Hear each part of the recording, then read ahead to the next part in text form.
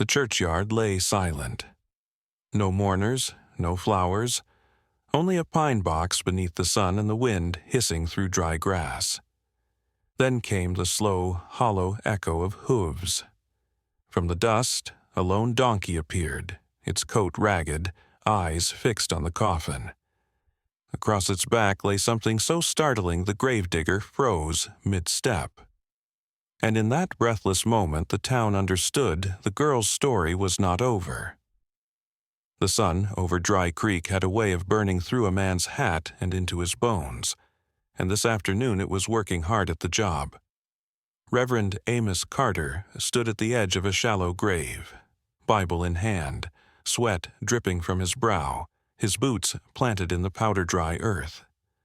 Around him, 30 wooden chairs sat empty, their long shadows stretching across the yellow grass like fingers pointing at the pine coffin in front of him. It was the loneliest burial he'd ever presided over, and that included the soldiers he'd prayed over in the war. Josie May Kincaid lay inside that coffin, 23, shy as a field mouse, and quiet enough to make folks uneasy.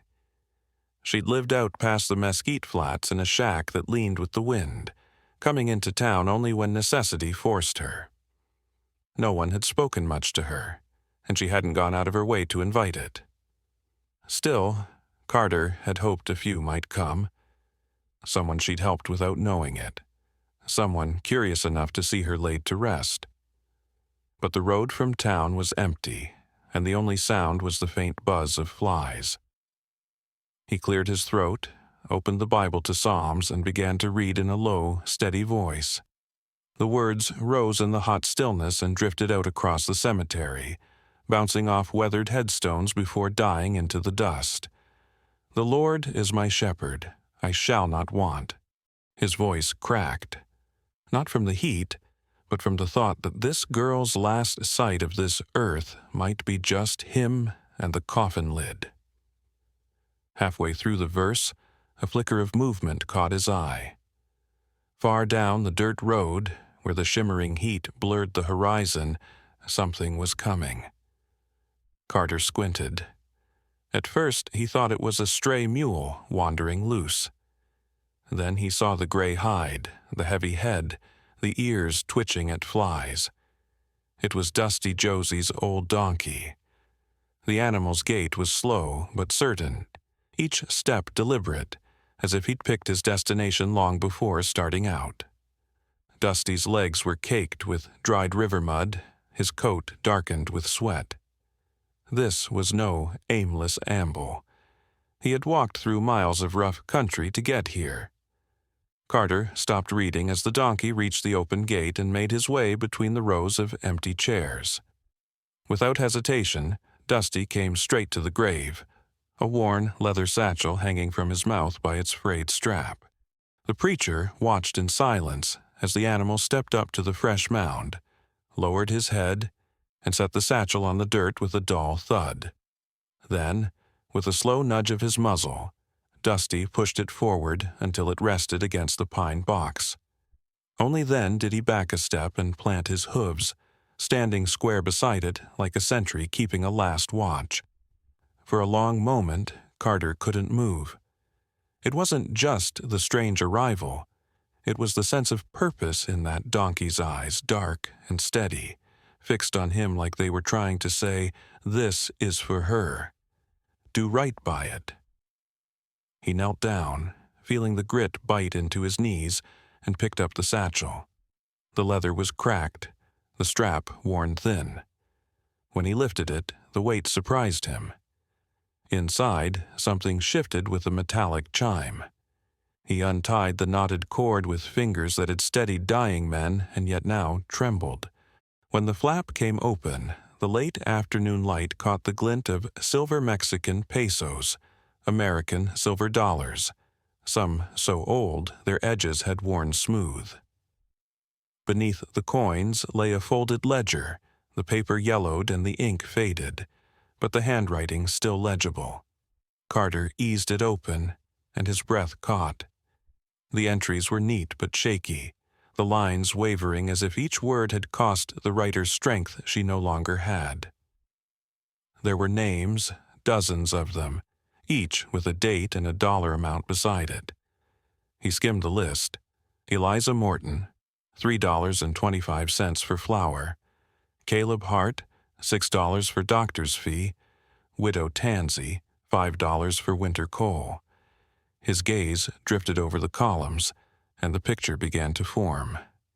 Josie had been quietly handing out money to half the town, and no one had known.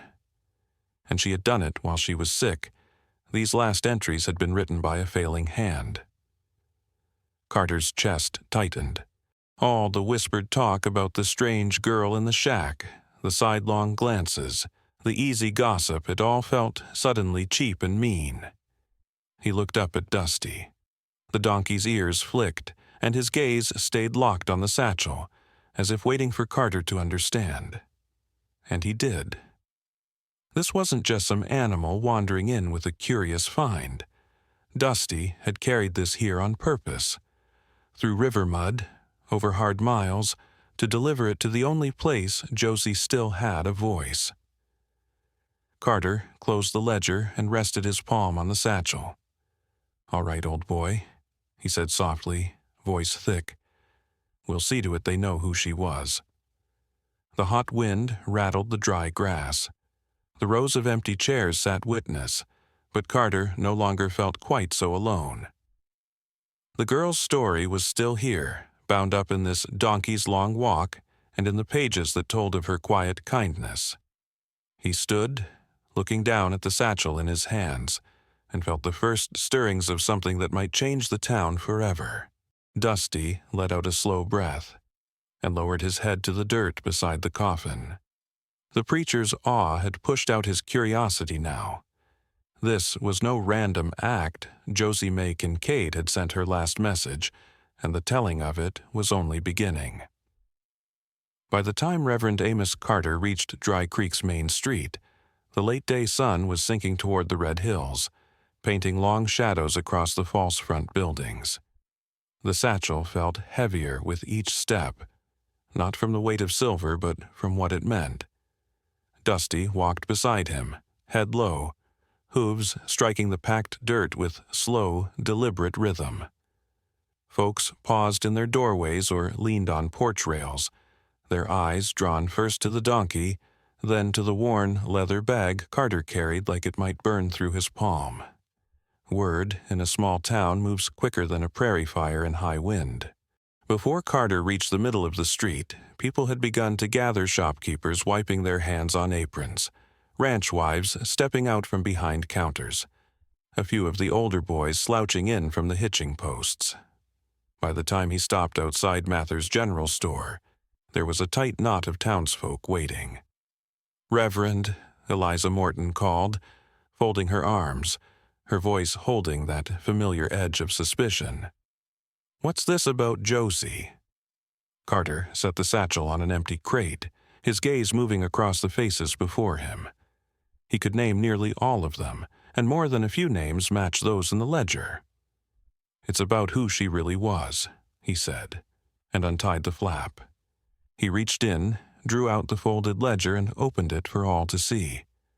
"The girl you thought was just a recluse," he began, "was keeping track of every kindness she could afford to give." He ran a finger down the page and read aloud. "Eliza Morton, $3.25 for flour, delivered quiet to your back step during that dry spell last summer." Eliza's face paled, her eyes dropping to the dust. "Caleb Hart, $6 for Doc Bailey when your boy broke his leg falling from the hayloft." Caleb, a broad-shouldered rancher with hands like hickory roots, let his jaw work for a moment before his face crumpled. He pulled off his hat, holding it against his chest. The murmur in the crowd shifted, no longer gossip, but a restless, uneasy stirring. Carter read on, each name a quiet blow. Widow Tansy for winter coal, young Mary Trask for school books, old Sam Brill for medicine after the snake bite. The entries went on, more than 24 in all. From the back, Bertie Harrow pushed forward, her hair coming loose from its pins. "I know her story," she said, her voice trembling. "Josie's folks owned a good spread up by Red Mesa. Fever came through, took her ma, her pa, and both brothers. She sold the place, said she couldn't stand the sight of it without them. Came here with that donkey and enough money to live easy the rest of her days. But she never did live easy, spent it on the rest of us instead." Carter turned a page, his fingers brushing the last entry written in that same unsteady hand. "Her final note," he said, his voice softening, "was not just a request, but a plea." He cleared his throat and read, "I hope the gold will build a place where no child is ever called odd for being quiet, and where they can learn to read the kindness in a person's heart." A stillness fell over the street. Even the horses tied at the rails seemed to quiet, as if the whole town was holding its breath. "Every one of us here," Carter went on, "thought we knew her. We were wrong.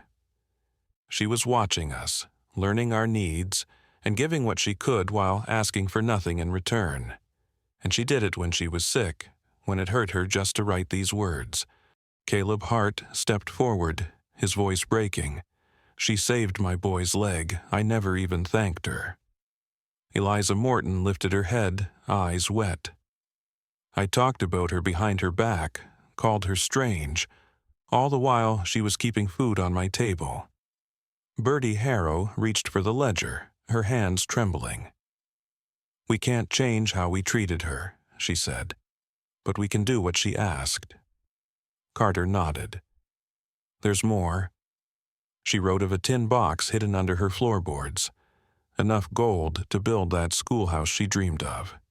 It's still there, waiting for the right hands to put it to use." The crowd stood in a silence that was no longer awkward, but heavy with reckoning. Faces that had once turned away from Josie May Kincaid were now fixed on the satchel, the ledger, and the old donkey standing patiently at Carter's side. Dusty shifted his weight, flicked an ear, and seemed to glance from one person to the next, as if measuring whether they understood. No one moved for a long moment. Then Caleb Hart set his hat back on his head and spoke into the quiet. "Reverend, you tell us where that box is, and I'll swing the hammer myself to see that schoolhouse built."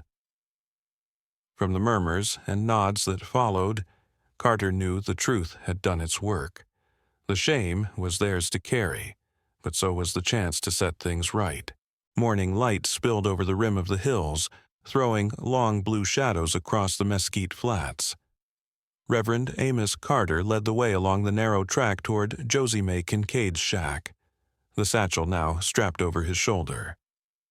Bertie Harrow walked beside him, her skirts gathering dust, and Hank Purcell, the blacksmith, followed with his long stride, the handle of a pry bar jutting from his saddle scabbard. Behind them came Caleb Hart, his wife Ruth, and their 2 boys, their wagon carrying a few tools in case the search called for them.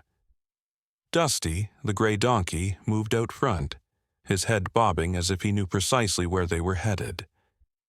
The air still held a faint coolness, but the sun was climbing fast, promising another dry, hard day.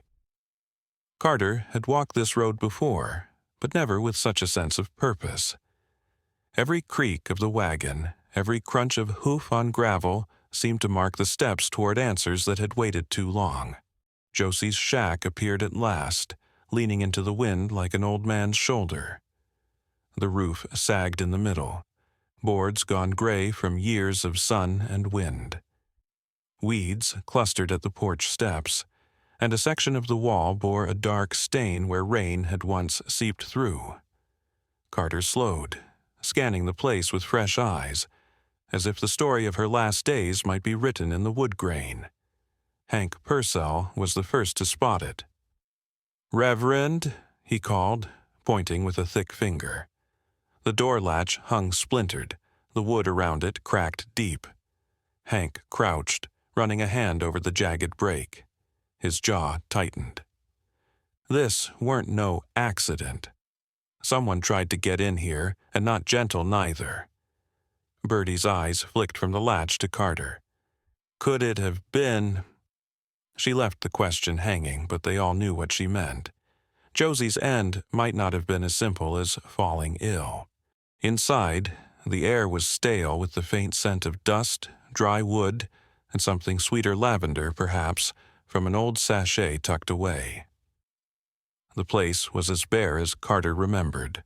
One wooden chair, a small table with a chipped mug, a narrow bed with a quilt worn thin at the seams. A tin wash basin sat on the floor, empty and dry. Near the doorway lay a bucket on its side, the handle broken. Dusty moved past them, hooves clopping softly on the plank floor. He made straight for the far corner near the bed, nosed around, then began pawing at the boards. The sound of hoof against wood echoed in the quiet. "That's his way of telling us something," Hank said, stepping forward with his pry bar. He knelt, worked the edge under the loose plank, and levered it up with a groan of nails. Beneath lay a shallow cavity lined with oilcloth. Inside, glinting in the dim light, was a small tin box. Hank lifted it out carefully and set it on the bed. Carter undid the latch. Inside were stacks of gold coins and folded paper bills, more money than most in Dry Creek would see in a lifetime. But it was the bundle beneath that caught his breath. A neat sheaf of letters tied with ribbon, each addressed in Josie's careful hand. He untied the ribbon and took the top letter. "To Mr. Jennings, Dry Creek General Store," he read aloud, his voice catching. "Thank you for the way you greeted me that first week. Your smile was often the only light in a long day. Please don't be offended by the coins I left under the flour sack. It was my way of saying thank you." Bertie pressed a hand to her mouth. Caleb Hart leaned closer, eyes fixed on the paper. Carter read another, and this one to Widow Tansey. "You once left me a jar of preserves without asking for payment.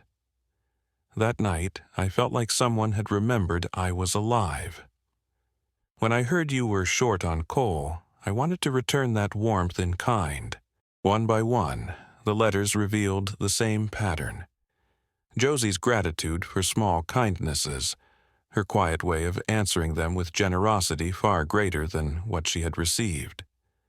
But there was no mistaking the loneliness between the lines, the way she seemed to be reaching for a world that had kept its distance. The final letter was different. Addressed to the people of Dry Creek, it was dated 3 days before her death. Carter's throat tightened as he read, "I am getting sicker, and I know I don't have much time left. I keep hoping someone will come to check on me, but I understand why they don't. I never gave anyone reason to care. I was so afraid of being hurt again after losing my family that I kept my distance, even when all I wanted was to belong. Please don't blame yourselves. I made my choice to live apart. Just remember that I tried to help, even if I didn't know how to ask for help in return." A silence settled over the room. Ruth Hart brushed at her eyes with the hem of her sleeve. Hank set the pry bar down gently, as if afraid to disturb the quiet. Bertie turned away toward the small window, her shoulders trembling. Carter folded the letter with care and slipped it into his coat pocket. "These words," he said, "belong to all of Dry Creek. But before they hear them, they need to be ready to listen." Dusty stood in the corner, watching them. His ears flicked at the sound of Carter's voice, and for a moment it felt as though the old donkey understood the weight of what had been found, that the truth they carried now was heavier than any coin or bill. Outside, the wind picked up, rattling the loose boards on the shack. The splintered door latch hung like a question mark, and Carter couldn't shake the thought that Josie's last days might hold more than just illness and solitude. The gold and the letters were a gift, but they were also a burden, carrying with them a shadow that stretched beyond her grave. As they left, Hank nailed the loose plank back into place. the hollow under the floor now empty. Dusty followed them out, his hooves stirring little puffs of dust in the sunlight. The path back to town seemed longer than before, the weight in Carter's pocket a steady reminder. The town would have to face both the grace of Josie May Kincaid and the questions her death had left behind. By the time the sun began its slow drop toward the horizon, the little cemetery on the edge of Dry Creek was already full. Lanterns hung from wagon tongues and fence posts, their flames throwing long fingers of light across the grass. Folks stood in loose clusters, talking in low tones, hats in hand. The air carried the faint scent of wood smoke from town, mingled with the resinous tang of the sagebrush. Reverend Amos Carter stood at the foot of Josie May Kincaid's grave, the marble temporary marker catching the orange glow of the evening. Beside it, Dusty stood still as carved stone, ears flicking gently in the warm breeze. When the crowd settled, Carter reached into his coat and drew out the letter he had found, folded so carefully in the tin box. The hush that followed was different from the awkward quiet at her funeral. This was heavier, as if everyone had come expecting to be weighed and measured. He cleared his throat, eyes sweeping across the familiar faces, shopkeepers, ranchers, hands from the livery, wives with babes on their hips, all the people Josie had quietly served. "She left these words for you," Carter said, his voice low but clear. He began to read. "I am getting sicker, and I know I don't have much time left. I keep hoping someone will come to check on me, but I understand why they don't. I never gave anyone reason to care. I was so afraid of being hurt again after losing my family that I kept my distance, even when all I wanted was to belong." As the words rolled out, shoulders hunched and eyes dropped. A few faces twisted, fighting back tears. Caleb Hart pulled his hat low to hide his expression. Eliza Morton pressed a handkerchief to her face. Even the younger men, who had barely known Josie, stood stiff and awkward, their eyes fixed on the dirt at their boots. Carter paused, letting the silence do its work before continuing. "Please don't blame yourselves. I made my choice to live apart. Just remember that I tried to help, even if I didn't know how to ask for help in return. I hope the gold will build a place where no child is ever called odd for being quiet, and where they can learn to read the kindness in a person's heart." A muffled sob came from somewhere near the back. The shame in the air was palpable, not just for what they'd failed to do for Josie, but for what she had done for them in spite of it. That was when Elias Boone stepped forward from the edge of the crowd. Broad-shouldered, with a rancher's tan and the kind of self-assurance born from owning more acres than most men could ride in a day, Boone carried himself like a man used to being heard. "Charity's fine," he said, his voice carrying over the graveyard, "but a town's built on debts and honest business. That gold she left ought to go to those who've earned the right to it, folks who've kept this place standing." A few heads nodded faintly. Boone had his followers. Carter studied him for a moment before replying. "That gold wasn't left for pride or payback, Elias. It was left for something bigger, something meant to outlast us all." Boone's lip curled. "Schoolhouse is fine for those who can't work a real day's labor. But men like me, men who keep the herds moving, pay the hands, keep food in the stores, we're the backbone. Seems only fair we decide where it goes." Before Carter could speak, Hank Purcell stepped forward. The blacksmith laid a broad hand on Dusty's neck. "This school'll be built, and I'll see it done," he said firmly. "Not for pride for her. She gave to folks who never even knew they needed help. That's worth more than any debt book you're keepin'." With that, Hank reached into his pocket and dropped a handful of coins onto the small table Carter had set beside the grave. The coins landed with a dull clink in the lantern light. "First bit toward it." Bertie Harrow came next, her hands still dusted with flour from the day's baking.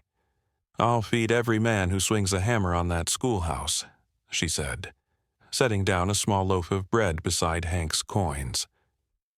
Caleb Hart stepped up, resting a hand briefly on the marble marker before speaking. "I'll give my carpentry and my wagon. The boys'll help too." Then came Ruth Hart with a folded quilt. "For the desk of the first teacher," she said simply. One by one, others stepped forward, laying down tools, bits of coin, sacks of nails, and promises of labor. Through it all, Boone stood with his arms crossed, his jaw working. But as the pile of offerings grew, the current of the crowd shifted. People who might have nodded at Boone's words were now turning away from him, their attention fixed on the growing promise beside Josie's grave. The warm glow of lanterns threw his shadow long behind him, stretching into the darkness beyond the cemetery fence. When Carter spoke again, his voice carried a new weight. "This is the choice before us. Keep her gift small and selfish, or build something that will teach every child in Dry Creek the meaning of grace. You've all shown tonight where you stand." A murmur of agreement passed through the crowd. Boone's eyes narrowed, but he said nothing. He turned on his heel, walking away down the hill, the darkness swallowing him until only the sound of his boots on the dirt path remained. The people stayed. They lingered by the grave, the lamplight softening the lines on their faces, the shame beginning to give way to a quiet resolve. Dusty shifted closer to the marble marker, letting out a slow, almost contented sigh. For the first time in a long while, Carter thought, this town might be learning the lesson Josie had tried so hard to teach. 3 months later, the sound of hammering had long since faded from Dry Creek, replaced by the bright ring of the school bell mounted on a fresh post outside the new building. The red-roofed schoolhouse stood proudly in the center of town, its sturdy walls smelling faintly of new lumber and linseed oil. The afternoon sun caught the gold leaf lettering above the door, "Built with Love" by Josie May Kincaid. It was Caleb Hart's handiwork, but the words belonged to her alone. The Josie May Fund was already working quietly in the background. A month earlier, Widow Tansey had found a small envelope on her porch, enough to see her through until spring lambing. Young Mary Trask's family had been able to buy her a new slate and books without asking for charity, and though folks knew the fund came from Josie's gold, it was managed in the same way she had given, without ceremony, without shaming, and often without the receiver knowing exactly who had helped. The change in the town was subtle but sure. Mrs. Patterson had taken to baking extra loaves every Saturday, leaving them on the steps of those who'd fallen on hard times. Bertie Harrow kept an extra room at the boarding house for whoever needs it, no questions asked. And perhaps most telling, the same men who once crossed the street to avoid Josie's eyes now tipped their hats to strangers as they passed. On a golden autumn evening, Reverend Carter walked the gentle rise to the cemetery. The heat of summer had broken, and the air smelled of wood smoke and fallen leaves. In one hand, he carried his worn Bible. In the other, a small bouquet of sage blossoms picked from the flats where Josie's shack still stood. Bertie Harrow and Caleb Hart were already there, standing before the new marble marker that had replaced the simple cross. The stone caught the low light, its carving clear and true. Josie May Kincaid, she taught us how to love. Carter joined them, setting the sage at the base of the stone. Dusty stood a few steps away, grazing idly, though his ears flicked at the sound of their voices. The donkey had taken to wandering freely around town, as much a part of the place now as the blacksmith's forge or the church bell. Children often called to him in the street, and he would pause to let them scratch his ears before ambling on. Yet he was here often, at this grave, as if some part of him still kept a promise. The three of them stood in companionable silence for a time, the breeze stirring the grass around their boots. Carter looked down at the open Bible in his hand, the page falling naturally to the psalm he had read over Josie's coffin the day she was buried alone. "You know," he said quietly, glancing at Bertie and Caleb, "I'm not reading it alone anymore." He began, "The Lord is my shepherd. I shall not want." This time, the words did not drift out into emptiness. Bertie's voice joined his, then Caleb's, until the psalm rolled steady and sure over the little hill, carrying with it the warmth of shared memory. When they finished, Bertie knelt and brushed a bit of dust from the stone. "She'd have been proud of that schoolhouse," she said. Caleb nodded. "And of this town, finally learning to look after its own." Carter smiled faintly, his gaze shifting toward Dusty. The donkey had moved closer, his head lowered until it rested gently against the cool marble. The evening light caught the silver in his coat, making him look almost ghostly. Beyond him, in the distance, the sound of children's laughter floated from the schoolyard where a few youngsters lingered, chasing each other in the fading light. Further still, at the bend in the river, a small herd of wild horses drank from the shallows, their reflections wavering in the golden water. It was a picture Carter knew he would carry in his mind for the rest of his days. Dusty keeping his vigil, the schoolhouse standing strong, the wild horses free, and the town alive with the sounds of a kinder, more watchful community. The girl who had died in solitude had bound them together in death. Her quiet acts of grace had planted something lasting in the dry soil of Dry Creek, and now it was blooming visible in every neighborly gesture, every open hand, every stranger welcomed without suspicion. As the sun slipped behind the hills and the lanterns in town began to glow, Carter closed his Bible and took one last look at the grave. "Rest easy, Josie May," he murmured. "You've done more here than most ever will." Dusty lifted his head, flicked an ear toward the preacher, and then, after a long pause, went back to grazing. In the quiet that followed, Carter, Bertie, and Caleb turned toward town together, their shadows long on the path ahead. Behind them, the marble marker stood white against the darkening grass, and the donkey's steady shape kept watch in the gathering dusk, silent, steadfast, and a reminder that some promises are kept long after the ones who made them are gone. If this story of compassion and redemption moved you, please subscribe to our channel for more tales that honor the enduring spirit of the American West. And if you know someone who could use a little hope today, please share this video with them. For more stories that remind us of the kindness that binds us all together, be sure to click on one of the videos you see on your screen now. Thanks for watching.